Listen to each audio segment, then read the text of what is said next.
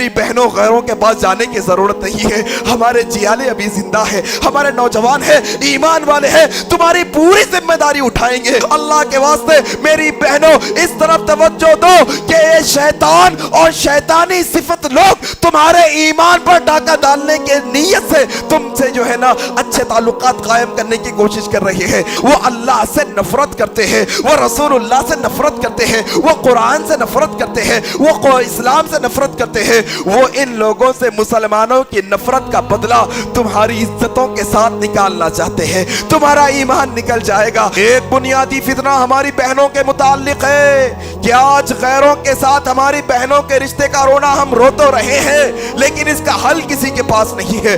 سب منتشر ہے, سب بھاگ رہے ہیں. کیا کیا جائے؟ کوئی ہے ان کے والدین کو کوس رہا ہے, کوئی ہے ان کی تربیت پر انگلی اٹھا رہا ہے, کوئی ہے یہ کہہ رہا ہے ان کو تربیت صحیح نہیں ہوئی, کیا نہ جانے کیا کیا. لیکن ان بہنوں کو پکڑ کے سمجھانے کا کسی کے پاس وقت نہیں ہے. کوئی ہمارا کاؤنسلنگ سینٹر ایسا مستقل طور پر نہیں کہ جہاں پر ایسی بہنوں کی جانچ کی جائے, ان کو پکڑ کے لایا جائے. کیونکہ میرے بھائی میں یہ جانتا ہوں کہ جب کسی کے دل میں رائی کے دانے کے برابر بھی ایمان ہوتا ہے نا, مختصر چھوٹا ایمان, چاہے وہ بندہ کتنا ہی گنہگار کیوں نہ ہو, چاہے وہ بندہ کتنا ہی خطاکار کیوں نہ ہو, چاہے جتنا ہی جوا کھیلنے والا, شراب پینے والا, شرابی کبابی کیوں نہ ہو, اگر آپ اس سے ڈائریکٹ کہیں گے کہ تم مسلمان ہے نا, اسلام کو چھوڑ کے یہ مذہب میں آ جاؤ, وہ رائی کے دانے کے برابر گناہگار مسلمان بھی یہ نہیں چاہے گا کہ وہ اپنے دین کو چھوڑ دے, ہرگز نہیں چاہے گا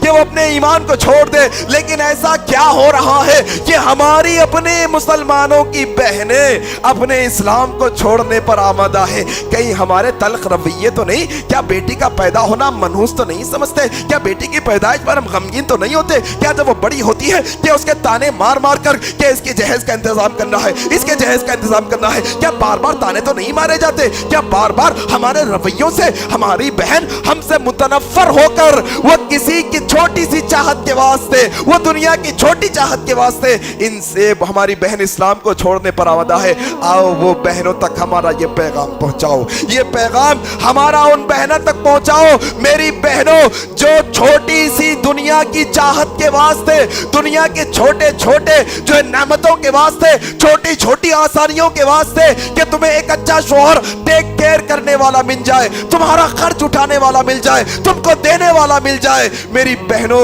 اگر تم یہ چھوٹی چھوٹی چاہتوں کے پیچھے اسلام کو چھوڑ دو گی, ہو سکتا ہے تمہاری دنیا کے اندر وہ تمہارا شوہر تمہاری پوری خواہشیں پوری کر دے گا, لیکن یہ اسلام کو چھوڑ کر کل قیامت کے دن تم جہنم سے نہیں بچ پاؤ گی میری بہن, تم جنت میں نہیں جا سکو گی میری بہن. اللہ کے واسطے, اللہ کے واسطے میری بہنوں اس طرف توجہ دو کہ یہ شیطان اور شیطانی صفت لوگ تمہارے ایمان پر ڈاکہ ڈالنے کے نیت سے تم سے جو ہے نا اچھے تعلقات قائم کرنے کی کوشش کر رہے ہیں.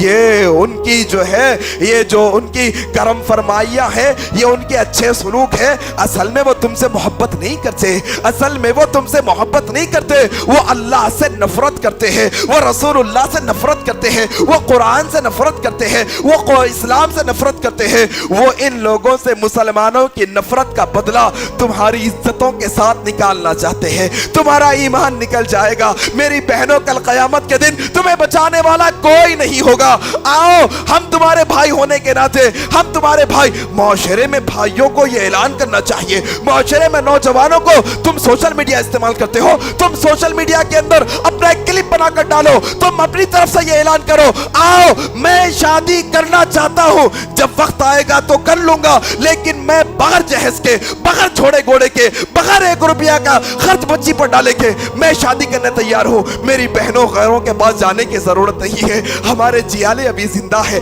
ہمارے نوجوان ہیں, ایمان والے ہیں, تمہاری پوری ذمہ داری اٹھائیں گے. اور میں یہ بات بتاتا ہوں اور دعویٰ بھی ہے میرا یہ بات کا کہ ایک مسلمان سے بہتر شوہر کوئی بن ہی نہیں سکتا. ہاں کوئی نہیں بن سکتا. ایک مسلمان جتنا بہتر شوہر بن سکتا ہے بیوی کا, کائنات کے اندر کوئی نہیں بن سکتا. نبی کریم بہترین شوہر تھے, صحابہ بہترین شوہر بنے تھے.